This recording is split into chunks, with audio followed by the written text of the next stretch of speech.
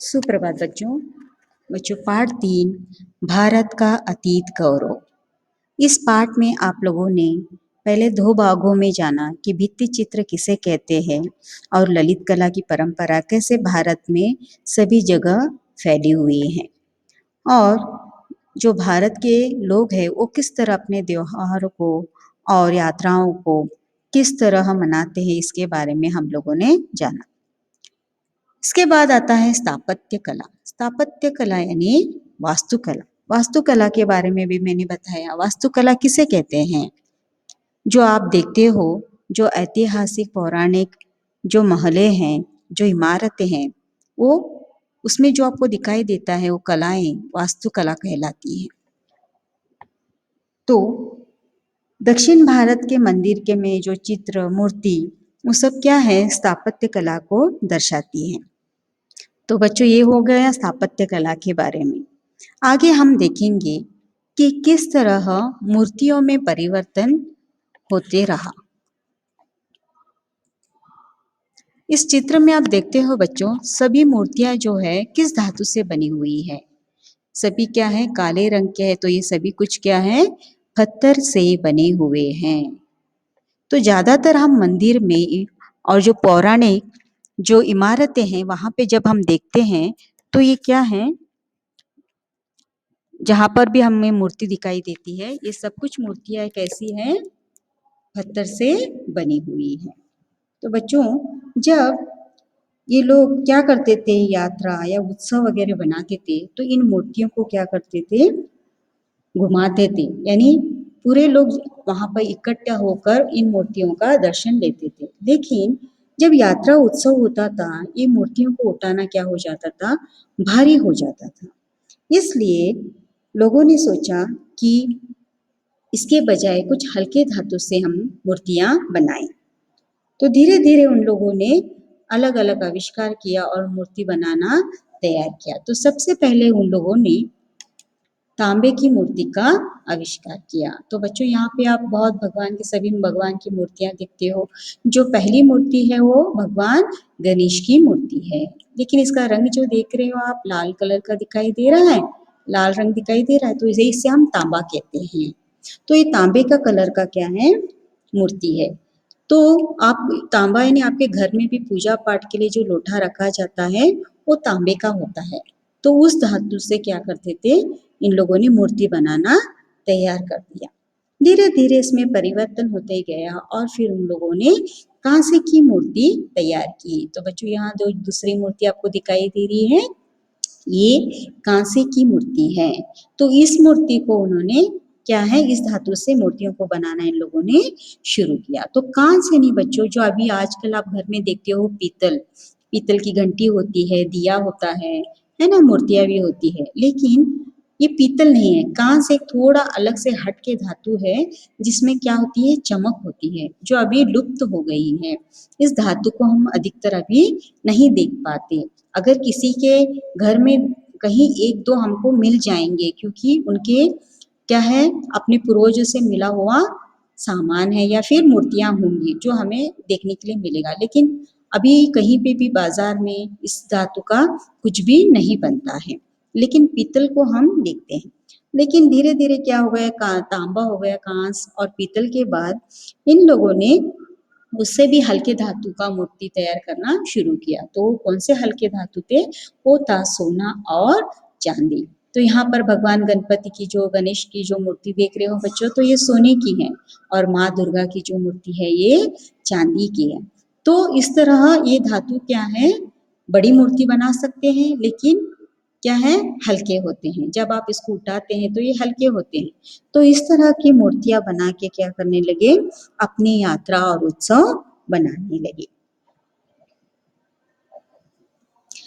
धातु की मूर्तियों का जन्म ही इसलिए हुआ कि देवताओं को उत्सव में लोगों के निकट लाने के लिए यात्रा कराई जा सके।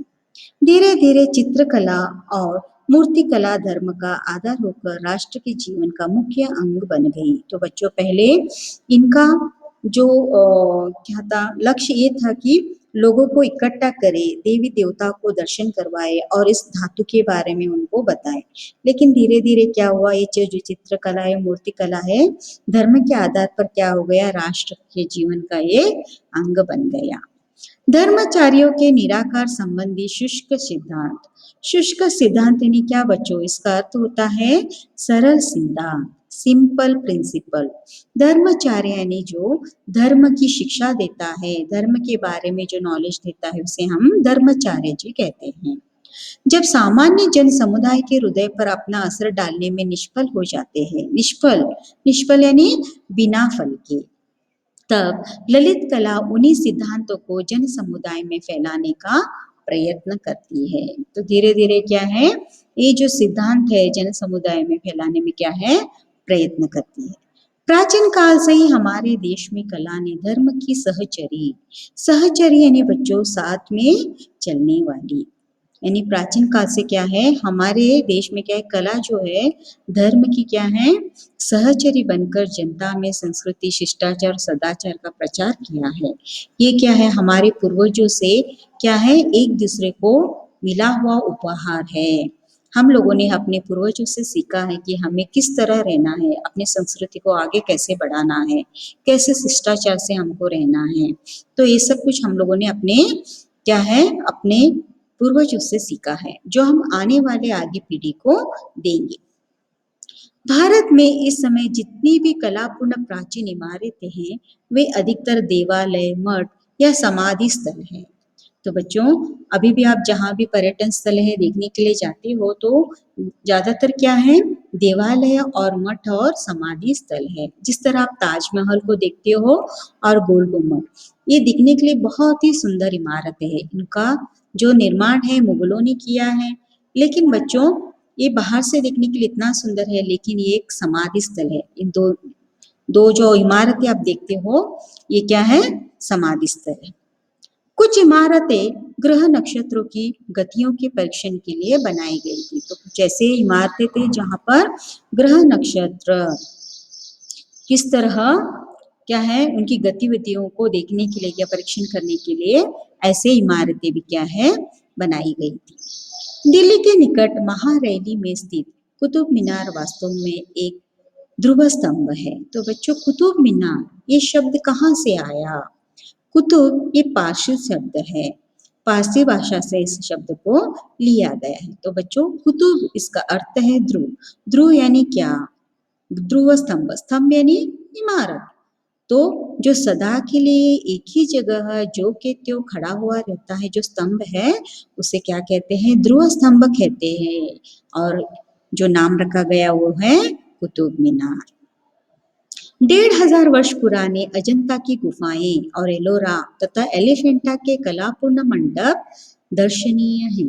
तो बच्चों, इसके अलावा क्या है, 1500 वर्ष पुरानी क्या है, जो अजंता की गुफाएं हैं और एलोरा की जो एलिफेंटा की जो कलापूर्ण मंडप है, वो क्या है, बहुत ही दर्शनीय है। वहां पर जब हम देखने के लिए जाते हैं तो बहुत कुछ ऐसे हमको समझ में आता है कि हमारे जो पूर्वज थे, उन लोगों ने किस तरह इसका निर्माण किया है और वहाँ पे अपने क्या क्या छाप छोड़ दिए हैं। तो यहाँ पे हम अजंता और एलोरा में जब जाते हैं तो वहाँ पे हमें ज़्यादातर बौद्ध धर्म, जैन धर्म और ब्राह्मण धर्म के बारे में पता चलता है, क्योंकि ज़्यादातर इनसे जुड़े वहाँ पे मूर्ति बनाए गए हैं। और जो साधु है वो वहाँ पर रहकर ही क्या है, अपनी धार्मिक साधना का उपदेश भी देने का कार्य वहाँ पे करते थे। आज हमें जितनी भी प्राचीन कलाएं मिलती है, वो सब कुछ क्या है, उनमें ब्राह्मण, जैन तथा बौद्ध मत का जीता जागता हमें क्या है, इतिहास दिखाई देता है।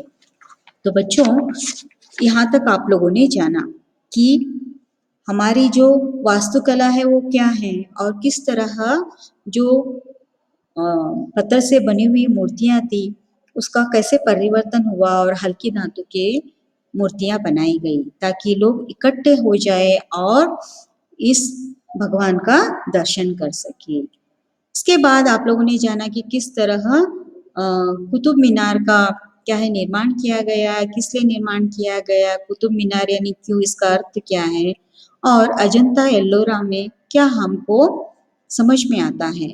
क्योंकि कौन से धर्म से जुड़े हुए ये गुफाएं हैं। तो यहाँ पे जैन, बौद्ध और क्या है, ब्राह्मण धर्म के क्या है, हमको इस गुफाओं में क्या है, अधिकतर मूर्तियाँ और इनसे जुड़ी वस्तुएं हमको मिलती हैं। तो अगली कक्षा में बच्चों हम जानेंगे कि अजंता एल्लोरा कहाँ पे स्थित है, कौन से राज्य में है और वो मूर्तियाँ कैसी है, ये मैं आप लोगों को अगली कक्षा में बताऊंगी। तो आज के लिए इतना ही बच्चों, धन्यवाद।